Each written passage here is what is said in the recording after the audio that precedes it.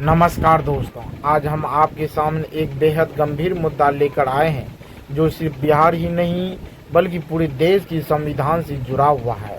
ऐसा प्रशांत किशोर जी ने हमारे राज्य बिहार के उप मुख्यमंत्री श्री सम्राट चौधरी जी पर लगे संगीन आरोप और उनके उम्र घटोला ने राजनीति में एक बड़ा सवाल खड़ा कर दिया है। क्या ऐसे लोगों को सत्ता में बने रहना चाहिए? हमने महामहिम राज्यपाल जी से मिलकर अपना पक्ष रखा, प्रधानमंत्री जी को भी पत्र लिखा और यदि कार्रवाई नहीं हुई तो हम न्यायालय का दरवाजा खटखटाएंगे, ऐसा जनसुराज के राष्ट्रीय अध्यक्ष ने कहा। दोस्तों, पूरे वीडियो को देखिएगा तभी आपको कुछ समझ में आएगा।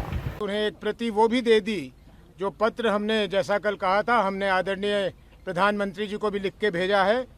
उनसे भी मांग किया है कि वो तुरंत इसकी जांच करवाकर जो उचित कदम है वो उठाएं, और जैसा हम लोगों ने कल कहा था फिर उसे दोहरा दें कि अगर हमें निराशा प्राप्त होगी प्रधानमंत्री जी के यहाँ से और महामहिम के यहाँ से, तो फिर शीघ्र हम लोग न्यायालय का दरवाज़ा भी खटखटाएंगे, क्योंकि ये बिहार के साथ ही नहीं, ये पूरे देश के साथ, हमारे देश के संविधान के साथ एक बहुत क्रूर मजाक है कि ऐसे व्यक्ति हमारे राज्य के उप मुख्यमंत्री बने हुए हैं। और हैरानी इस बात की है कि शायद अनजाने में हमारे देश के आदरणीय गृह मंत्री जब आते हैं तो उनके साथ सम्राट चौधरी साहब घूमते हुए दिखे जाते हैं, तो ये हम लोगों के लिए बहुत दुखद है। कोई प्रश्न? नहीं, राज्यपाल ने समय दिया था मिलने के लिए। जी, समय दिया था, नहीं मिले। कोई बाध्यता होगी या उन पे कोई दबाव होगा, नहीं मिले, लेकिन कोई बात नहीं है, नहीं मिले फिर भी हम लोगों ने अपना जो ज्ञापन देना था दे दिया। और मुझे कोई संदेह नहीं, हमें कोई संदेह नहीं कि उन्हें वो ज्ञापन सौंप दिया जाएगा और उन्हें मौका मिलेगा कि उसमें जो लिखा हुआ है उसको वो पढ़ें और पढ़ के जो उचित कार्रवाई है वो करे। नहीं करेंगे तो जैसा हमने कहा कि फिर हम न्यायालय का दरवाजा खटखटाएंगे। तो सबसे मिलते हैं, आम खास सबसे, आपसे क्यों नहीं मिले? चलिए, हो सकता है कि हम लोगों में कोई और ज़्यादा खास बात हो कि नहीं मिलना चाह रहे हो, तो कोई बात नहीं। अच्छा, ज्ञापन शिल्पी राज मामले को भी लेकर भी था? जी नहीं, ज्ञापन में हमने सिर्फ जो मांग किया है वो किया है। सरकार कुछ इस पे लेगी? इस सरकार से तो उम्मीद नहीं है, लेनी तो चाहिए, लेकिन हमें केंद्र की सरकार से बहुत भरोसा है, केंद्र की सरकार पर भरोसा है। और खास करके आदरणीय प्रधानमंत्री जी जो शुचिता की बात करते हैं हमेशा सार्वजनिक जीवन में, उन पे तो हमें बहुत भरोसा है कि वो कुछ ना कुछ कार्रवाई करेंगे। उनको भी ज्ञापन देंगे?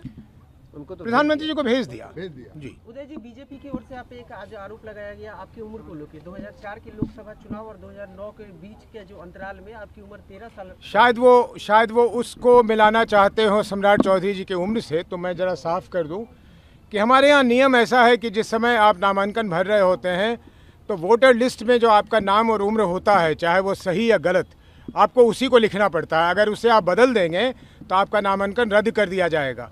और अब ये ठीक है या गलत, लेकिन नियम ये है या प्रावधान ये है कि उस नामांकन पत्र के साथ आप कुछ संलग्न भी नहीं कर सकते हैं कि भाई मेरी उम्र इतनी है या इतनी है, उसको आप ठीक भी नहीं कर सकते। लेकिन उम्र कोई गलत लिखे, ज़्यादा बढ़ा के लिखे या कम लिखे, उसके पीछे कोई मोटिव होना चाहिए। तो उदय सिंह को 44 या 54 या 64 लिखने में उनके लिए कि उसमें लाभ और हानि का सवाल नहीं था। मुझे कोई कॉम्पिटिटिव एग्ज़ाम नहीं देना था जिसमें मैं अपना उम्र कम कर दूं तो मैं कॉम्पिटिटिव एग्ज़ाम में बैठ जाऊं, या कहीं मुझे कुछ प्राप्त नहीं करनी थी। तो जो जिस समय वोटर लिस्ट में था वो मैंने नामांकन पत्र में दे दिया। अपने को नाबालिग साबित नहीं करना था? नहीं, नाबालिग साबित नहीं करना था, कहीं भी एडमिशन नहीं लेनी थी, कहीं जाना नहीं था और जेल से बाहर भी नहीं निकलना था। महामहिम ने भेंट नहीं हुई, हो सकता है कोई राजनीतिक बाध्यता हो, उन पर दबाव हो, लेकिन हमने प्रधान सचिव को सौंपा है और हमें पूरा विश्वास है कि सम्राट चौधरी पर जो 6 हत्या का आरोपी है उस पर कार्रवाई होगा। हम लोगों ने राज्यपाल जी से समय मांगा था, महामहिम ने समय दिया था शाम के 5 बजे का, लेकिन जब हम लोग मिलने गए, हमारे प्रदेश अध्यक्ष मनोज भारती जी, हमारे पार्टी के वरिष्ठ नेता किशोर कुमार मुन्ना जी और मैं, हम लोग मिलने गए थे, तो उनके प्रधान सचिव से मुलाकात हुई और प्रधान सचिव जी ने हम लोगों को बताया कि किसी कारण महामहिम हमसे नहीं मिल पाएंगे इस समय में।